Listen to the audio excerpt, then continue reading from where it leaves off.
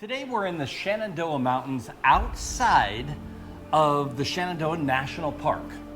And today we're exploring the Car and Carriage Caravan Museum. Come explore with us. I'm standing in front of a 1903 fire pump. Now this had 2 horses in the front, and it is actually a steam pump.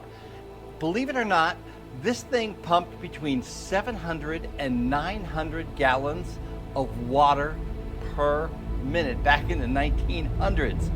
And you know, a friend of ours in Albuquerque, New Mexico, Neil, I know you love fire trucks. You were a fireman your whole life, and you've restored some Model Ts, but I gotta tell you, I think this might be your next project.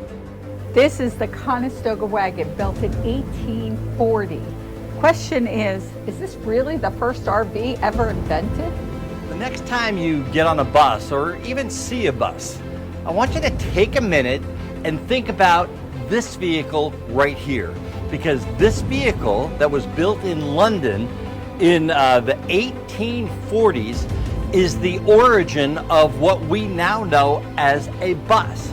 Even though it looks kind of small, believe it or not, that held 20 people and took 20 people around. It was drawn by 4 horses. 1915 Model T. I'm gonna put a link right up here to the time that Patty and I, early in our travels on the road, got to go on a Model T rally. And this vehicle right here is almost identical to the one that our friend Neil had completely refurbished and took it down. As a matter of fact, last time we were there, he had the engine out of it because he was working on the engine. But this vehicle right here is really the starting point of where all of our cars came from and how they work as well as they do today. As we travel around the country in our RV, we love bringing content to our community to inspire you to get out and see what there is to enjoy. We ask that you subscribe, hit the like button, and certainly we love to hear your comments. I do like the finer things in life. This is a Rolls-Royce from 1932. Now in the beginning, we looked at some of the cars that were from the early 1900s. They were 700 horsepower and they cost around $700, $800, $900. This car goes 50 miles per hour, 25.3 horsepower, and it was $15,800. So in 1932, that is a lot of money. But this was truly luxury. I'll tell you, my heart is beating a little bit fast right now because I am standing next to a 1928 Packard. One of the most iconic luxury cars ever built. Look at that ornament on the front there. And then as we move back down the car a little bit down here, you can actually see these doors to the engine that will actually open up as the car gets warm to let the cool air in. Now this particular vehicle that you're looking at right now was owned by the president of George Washington University, and also when Pope Pius XII visited the United States, he was loaned this car, and this is the vehicle, this actual vehicle is the vehicle that the Pope toured on parade in Washington, D.C. I am standing at the entrance to, now I want you to listen to this, the largest hedge maze in North America. This place is incredible. Now these hedges here are 7 to 10 feet all around. It's 3,200 linear feet. This place is huge, it's incredible, and they tell me it takes people between, I don't know, 20, 30 minutes, but these guys going in here, I think they're gonna do it in 15 because they got it. But I'll tell you what, this looks like one of the things that when you're in this area, right next to the Shenandoah National Park, this is something that you just have to experience. I'll be right back.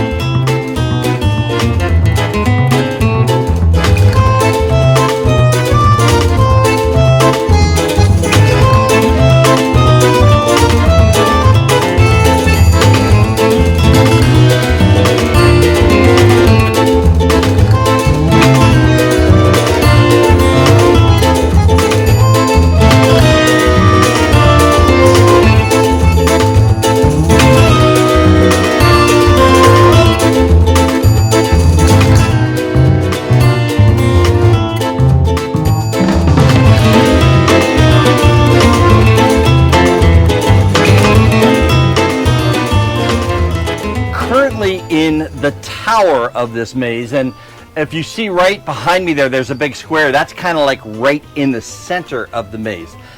But you know, we're here with the creator, owner, builder of this maze, and he was telling us a story that this area where the maze is was actually a parking lot 22 years ago. It was the bus and truck parking lot for the caves and caverns as people and tourists came through here.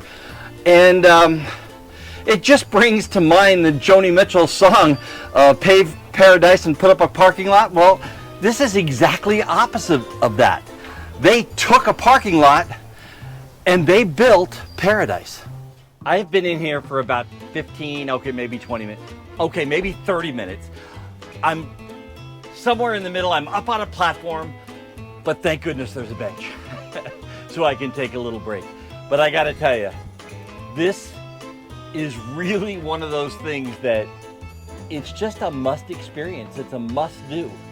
I might even call it another one of Dan's bucket list items. Walking through the maze, there are actually 4 goals, and this is the 4th one. And in all honesty, we were led through here. But there is one of the clues under my bag. You have to come and see what the 4 goals are, find out what the secret is. Enjoying the journey. As you watch our videos, I hope you get the concept that wherever we go, we really enjoy the journey. And the reason that we can do these things so easily is because of one of our sponsors, RV Trip Wizard. Now, RV Trip Wizard not only gets us from point A to point B, but it gets us to all the little points in between, including this video. What a cool building. So we're told this was an old barn.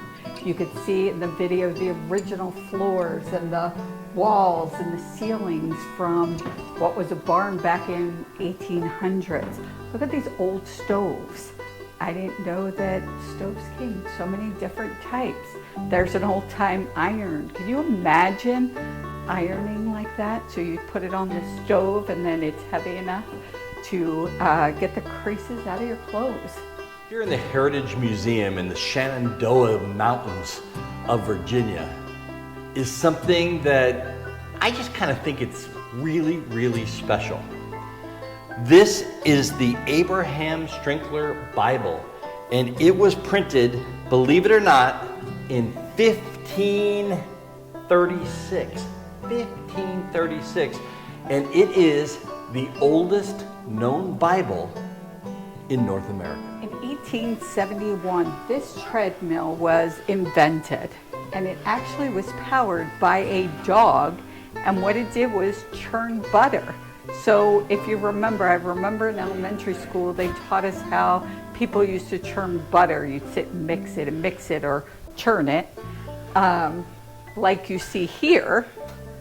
And then this machine was invented, and a dog could walk on the treadmill and churn the butter for you. Wow. We're mining today for gems. So we get this chart and a bag of what I hope is some good stuff in here. we're gonna take some of this and pour it in here. Oh, a big rock already fell out of it. Check this out. I haven't even rinsed it yet, but look at that. Then we're gonna wash it away. The sand gets washed out. This is actually super cool. Check this out. Like, I'm surprised. I didn't expect that. Look at that. And then I'll look at the chart to see what exactly it is that I found. I have to say, you know, we came here to see the caverns. And there's a video about the caverns. We'll put a link to it right up there and in the description below. But there is so much more here.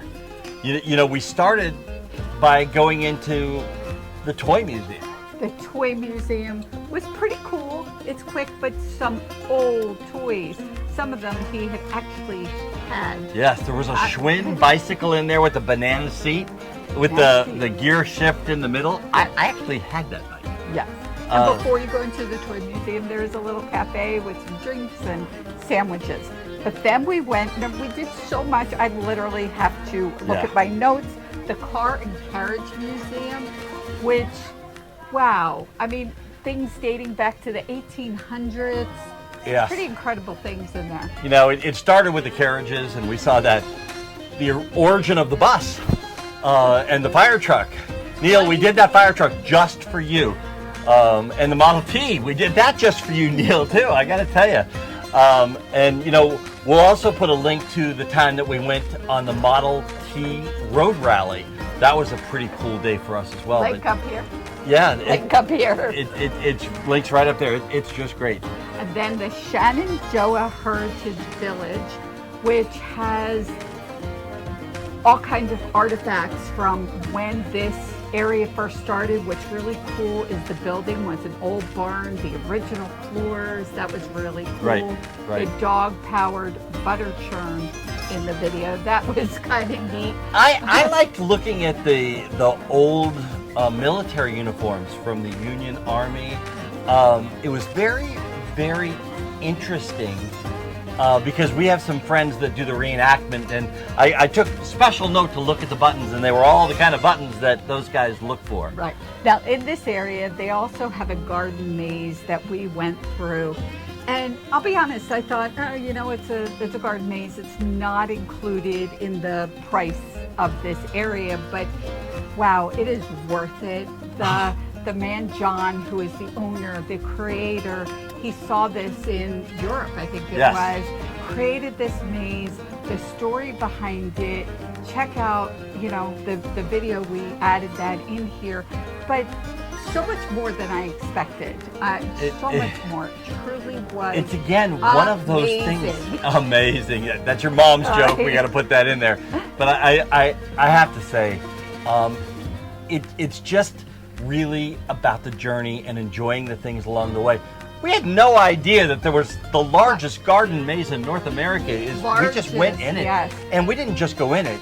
We kind of had like a hands-on tour with the designer, owner, builder, and he's still out there keeping that thing up to date. Yes, there's so much to do here, and you can tell how excited we are. We finished off the day with mining gems, and I opened the bag, and you can see in the video, out plopped. That was not planned, a great big stone. So I'm really excited to see what else we find in that bag. And there is a rope climbing course. Now, we didn't do that. It's really hot here today, but there were a lot of people on it. I have some shots of it. Something else to do while here. The bell tower across the street that, you know, I'm just adding the stuff that's just right here. You know, and a relatively low cost day. Yes. You know, there is a fee to go through the tours of the cave, the caverns, and it's well worth the money to go through there. There's some student and old people discounts and stuff. 5 and under, I think, was free, but let's talk about it a little bit. Parking is free, and you can bring your RV. It's easy in and easy out. I wouldn't have known that. But again, Bill, who took us through the tour of the caverns, parking's free. There's plenty of it. So bring those who travel in an RV like we do, bring your RV too. Just, you know, another quick little point. It's like they've got stuff to sell, and everything ends in a gift shop. You know, all the tours and stuff end in gift shops. Very Disneyland-esque. But they're really cool about it. It's like they're not force feeding. You got to buy this. You got to buy this. Right. All the people that we have encountered here have been really, really nice and really friendly, helpful. The other thing that we did mention in the video, the education piece of it. So especially in the caverns, they have a whole education program for those of you who are teachers or teaching your kids. They have, you know, whole like lesson plans. So I would have loved that while I was teaching, to have the lesson plan all set up. So there's so much of that in this area as well. And as I look behind us, look at the beautiful, beautiful flowers and gardens, and there's an old barn. It's been an amazing day. So if you're in this side of the country, if you're in this area, it's something that you really have to check out. And I know we're in Virginia. We're right by the Shenandoah National Park, Shenandoah National Park, but I'm not sure exactly where we are, which happens sometimes. Well, but we're right outside the gates of the Shenandoah National Park, and the Shenandoah State Park is right around the corner as well.